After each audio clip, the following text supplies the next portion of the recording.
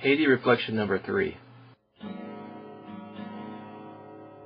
Our talks with Ari and Walnus, along with the tour of Port-au-Prince, showed change, specifically change about perception of ourselves and how others perceive us here, had gone out to find us. What proved this more than anything was the timing of Ari's disclosure about Christianity in Haiti. The very next day we did what a lot of mission trip people do: visit orphans and sick children. One site was a clinic for babies with serious illnesses run by nuns from Mother Teresa's order. The other was an orphanage near St. Joseph's Home for Boys.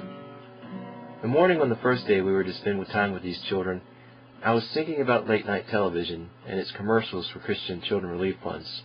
I wondered how much of what many others of my own faith had shown and enshrined through the TV set matched up to the reality I was about to see.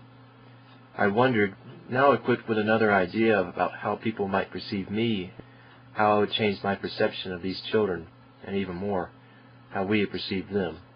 So we're trying to have that connection continue, but sometimes the birth parents are just like, I'm done, I can't do it, and I'm telling you. And it really depends. And we can't force them to keep that connection. Try to find families who are desired. At that time, my mother was working so hard for a group of nuns, the Little Sisters of Jesus.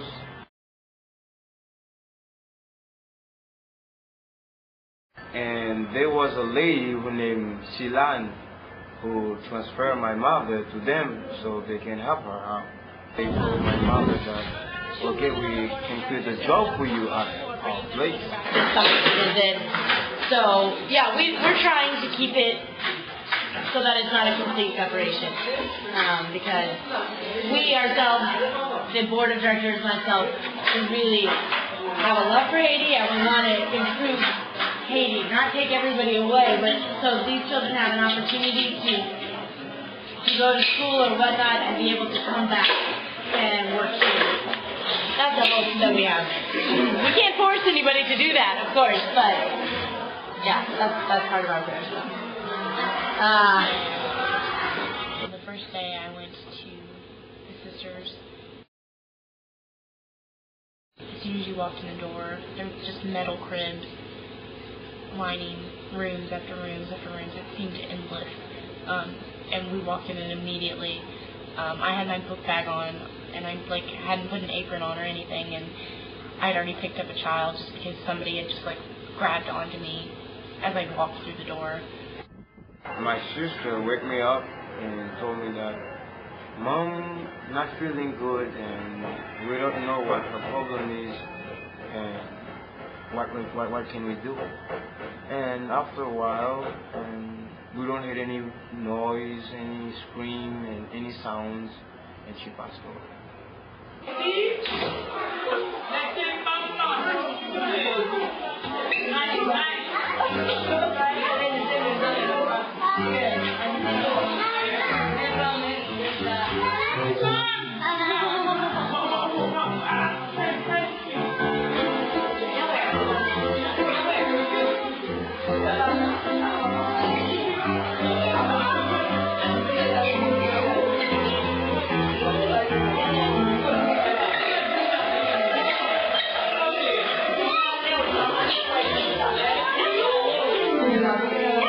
As soon as you picked one up, they realized that you were going to pick them up, and they all just reached out to you and wanted to be held and comforted. It was just really emotional just to see they were all suffering, and they just all seemed to be so. They were all so unhappy and in pain. And my sister got to live with another family. We split together, but still in the same town.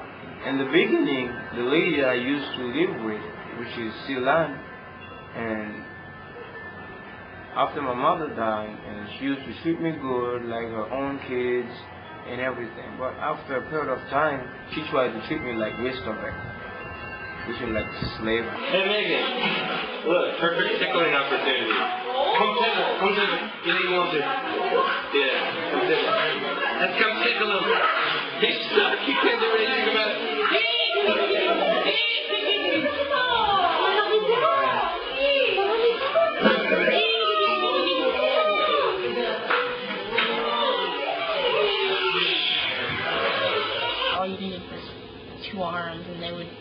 love you back. And I would just say, je t'aime, I love you. Hopefully, I mean, a lot of them were a lot older than you would expect. One little girl I picked up, and one of the ladies working there thanked me and said she needs to be held.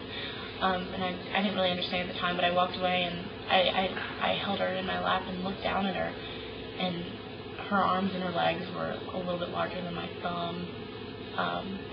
And I just kind of rocked her back and forth, and she looked up and smiled at me, and she had a full set of teeth. And I realized she was a lot older than I realized, because she was so small and so light. Her name was Jeanette. But when I heard the knock on the door, I ran out and I saw two guys. Bill, the sisters need you. I didn't worry about any clothes, any shoes. I run. So when I get the sisters, they told me, you know what, Bill? We have another place for you. It was just really hard when I left. She had been eating, so she was down on the floor feeding herself. And I couldn't leave without saying goodbye. So I leaned down and kissed her on the top of her head, and I said, je t'aime, Jeanette, bye-bye.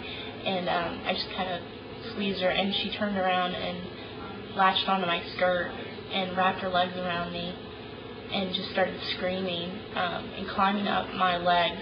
I mean, this little girl that had no strength the entire time I held her suddenly had this burst of energy. So I just looked at one of the nurses and I squeezed her and I just said, je t'aime, Jeanette, I love you. And I handed Jeanette over to one of the Creole nurses, and she coddled her and put her back in her crib. But Get there, and I saw Sister Caroline, the president. She was so happy to see me. She said, okay, Bill, I have a new place for you. And I said, okay, sister. And in the same day, she put me in the car, and I'm on my way to Port-au-Prince. So which is, she brought me to St. Joseph's. So when Haiti reflection number 6. Nobody's going to say those kids don't have it hard. Nobody's going to say anybody with money shouldn't make it a little easier for them. Like a lot of things, it's about money. But I guess it's also about being a savior, too. Those children relief commercials advertise for just that. Relief, not solutions.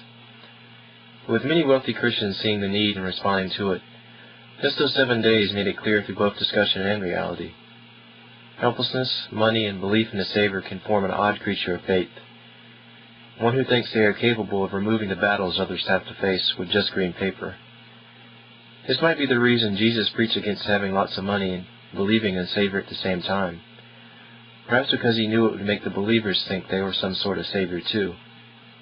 Yet I realized it was money that got me to Haiti to make that conclusion in the first place. Day 7 ended knowing another group of kids waited for us in the mountains above Port-au-Prince.